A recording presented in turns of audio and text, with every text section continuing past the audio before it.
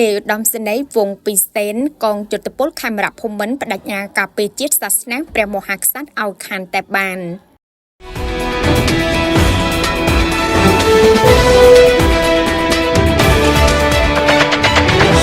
នាយឧត្តមសេនីយ៍វង្សពិសេសអគ្គមេបញ្ជាការកងយុទ្ធពលខេមរភូមិន្ទបានប្រកាសអះអាងជាថ្មីម្ដងទៀតថាកងយុទ្ធពលខេមរភូមិន្ទបដិញ្ញាការពារឲ្យខាន់តែបាននៅជាតិសាសនាព្រះមហាក្សត្រការពារភាពសុខសាន្តរបស់ប្រជាពលរដ្ឋនិងការពារដាច់ខាតនៅរាជរដ្ឋាភិបាលស្របច្បាប់ហើយមិនតែប៉ុណ្ណោះបដិញ្ញាកំទេចរាល់អំពើក្បត់ជាតិមនោគមវិជ្ជាជ្រុលនិយមដែលមានគោលបំណងចង់ផ្ដួលរំលំរាជរដ្ឋាភិបាលស្របច្បាប់ផងដែរការលើកឡើងរបស់ប្រមុខកងទ័ពកម្ពុជាក្នុងឱកាសអញ្ជើញចូលរួមជាអធិបតីភាពក្នុងពិធីបើកសម្ពជុតនាមាសឆ្នាំ2025រវាងកងទ័ពកម្ពុជានិងចិននៅមជ្ឈមណ្ឌលវឹកវើនកងទ័ពអាវុធហត្ថដែលស្ថិតនៅស្រុកសាមគ្គីមានជ័យខេត្តកំពង់ឆ្នាំងនៅថ្ងៃទី17ខែឧសភាឆ្នាំ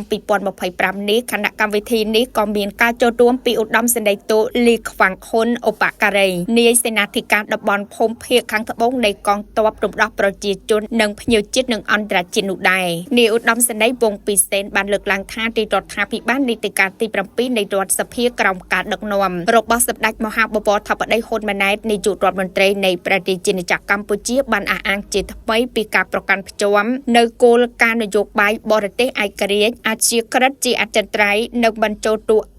និងបញ្ចូលបកសម្ព័ន្ធដោយផ្អែកលើគោលការណ៍នៃច្បាប់អន្តរជាតិធម្មនុញ្ញអង្គការសហប្រជាជាតិរដ្ឋធម្មនុញ្ញនៃប្រជាជាតិកម្ពុជានិងផលប្រយោជន៍ស្នូលរបស់ជាតិជាដើមនាយឧត្តមសេនីយ៍បានបន្ថែមទៀតថាបច្ចុប្បន្នកម្ពុជាកំពុងបន្តដំណើរឈានទៅមុខលើមាគ៌ាសន្តិភាពប្រជាធិបតេយ្យនីតិរដ្ឋនិងការអភិវឌ្ឍដើម្បីកសាងអនាគតរបស់ខ្លួនឲ្យក្លាយជាអរិយប្រទេសមួយដោយបណ្ដាប្រទេសលើពិភពលោកដោយគ្មានការកើតមានជាថ្មីទៀតនៅសង្គ្រាមនិងអំពើប្រល័យពូជសាសន៍ប្រជាជនកម្ពុជាកំពុងរួមសាមគ្គីជាធ្លុងមួយក្រោមដំបូលរដ្ឋធម្មនុញ្ញក្រោមម្លប់ដ៏ត្រជាក់នៃអង្គព្រះមហាក្សត្រជាទីសក្ការៈដ៏ខ្ពង់ខ្ពស់បំផុតនិងកំពុងរួមសាមគ្គីជុំវិញទីរដ្ឋាភិបាលនីតិកាលទី7នៃរដ្ឋសភាដែលបាននឹងកំពុងដឹកនាំនាវាកម្ពុជាឆ្ពោះទៅមុខប្រកបដោយធម៌ពលនិងភាពជឿជាក់បន្តរក្សានិងធានាបានយ៉ាងគត់មុតនៅនិរន្តរភាពជាតិសន្តិភាពសន្តិសុខស្ថិរភាពសង្គមសេដ្ឋកិច្ចដើម្បីសម្រេចបានសមិទ្ធផលថ្មី